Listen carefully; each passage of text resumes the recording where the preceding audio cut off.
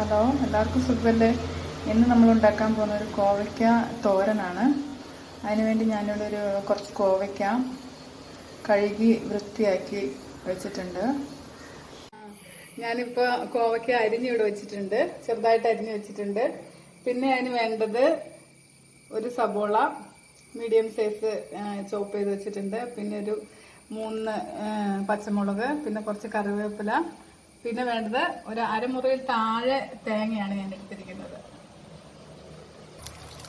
ഇനി നമുക്കൊരു പാൻ അടുപ്പത്ത് വെച്ച് കൊടുക്കാം. പാൻ ചൂടായി കഴിയുമ്പോൾ അതിലോട്ട് നമുക്ക് വെളിച്ചെണ്ണ ഒഴിച്ചു കൊടുക്കാം.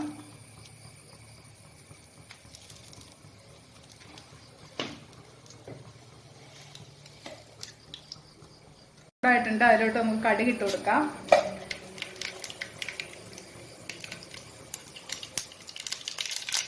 കടുക് പൊട്ടിട്ടുണ്ടെങ്കിൽ നമുക്ക് അതിലോട്ട് കറിവേപ്പില ഇടാം, പിന്നെ പച്ചമുളക്, പിന്നെ സബോള ഇട്ട് കൊടുക്കാം.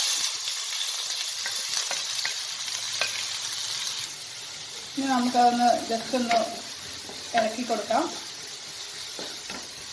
അതിലോട്ട് തേങ്ങ ഇട്ട് കൊടുക്കാം.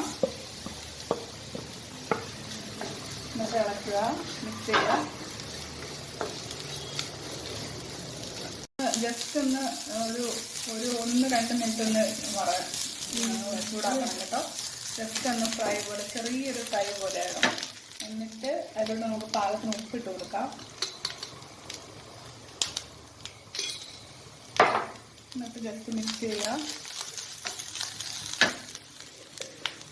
ഇനി അതിലോട്ട് മഞ്ഞൾപ്പൊടി ഇട്ട് കൊടുക്കുക. ഒരു 1/4 ടീസ്പൂണാണ് ഞാൻ ഇട്ട് കൊടുത്തിരിക്കുന്നത് മഞ്ഞൾപ്പൊടി. മഞ്ഞൾപ്പൊടി ഒന്ന് ജസ്റ്റ് ചൂടാവണം കേട്ടോ, കാരണം അതിൻ്റെ പച്ചമണമൊക്കെ ഒന്ന് മാറി, അതിന് വേണ്ടിയിട്ട്. ഇനി നമുക്ക് അതിലോട്ട് അരിഞ്ഞു വെച്ചിരിക്കുന്ന കോവയ്ക്ക ഇട്ട് കൊടുക്കാം.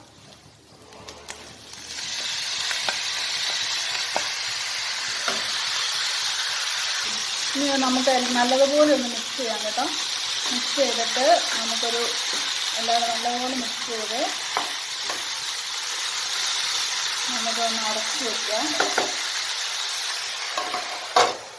ഇതൊരു മീഡിയം ഫ്ലെയിമിൽ ഇരുന്നോട്ടെ. എന്നിട്ടത് ഒരു 1 മിനിറ്റ് കഴിയുമ്പം തുറന്ന് നോക്കി ഇളക്കി കൊടുക്കണം. അല്ലെങ്കിൽ അത് കുറേ നേരം നമ്മൾ മൂടി വെച്ചിരുന്നാൽ അതിൻ്റെ വെള്ളം അതിലോട്ട് വീണിട്ട് അത് കുഴഞ്ഞു പോകും.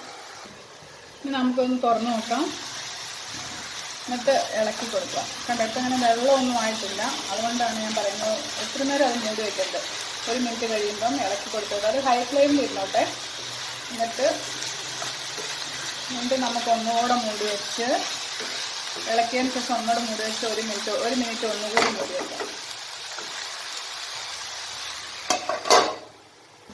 ഇനി നമുക്ക് ഒന്നുകൂടെ തുറന്ന് നോക്കാം, ഇളക്കി നോക്കാം.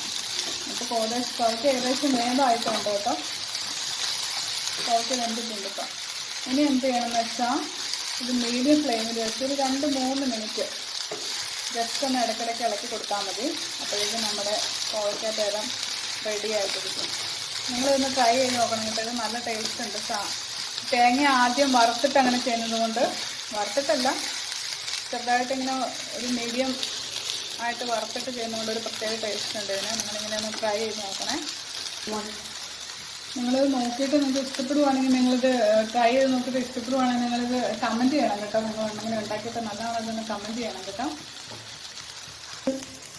അങ്ങനെ ഞാൻ 3 മിനിറ്റ് കഴിഞ്ഞപ്പോൾ വീണ്ടും അപ്പോൾ ഇപ്പം നല്ലപോലെ വെന്ത് നല്ല റെഡി ആയിട്ടുണ്ട് കേട്ടോ. നിങ്ങൾക്ക് വേണമെങ്കിൽ കുറച്ച് കോവയ്ക്കത്തോരൻ ഇപ്പം ഒരു 3 മിനിറ്റിന് ശേഷം നല്ല റെഡി ആയിട്ടുണ്ട്, നല്ല ഡ്രൈ ആയിട്ട് ഇരിപ്പട്ടെ. നിങ്ങൾക്ക് വേണമെങ്കിൽ എത്രത്തോളം നിങ്ങൾക്ക് ഡ്രൈ വേണോ അപ്പോൾ കുറച്ചൊരു ടേസ്റ്റ് കൂടും. അത്രയും വേണമെങ്കിൽ നിങ്ങൾക്കൊരു 4-5 മിനിറ്റൊക്കെ ഇങ്ങനെ മീഡിയം ഫ്ലെയിമിൽ ഇടയ്ക്കിടയ്ക്ക് ഇളക്കി കൊടുത്തിട്ട് ചെയ്യാം കേട്ടോ. അങ്ങനെ കോവയ്ക്കത്തോരൻ റെഡി ആയിട്ടുണ്ട്.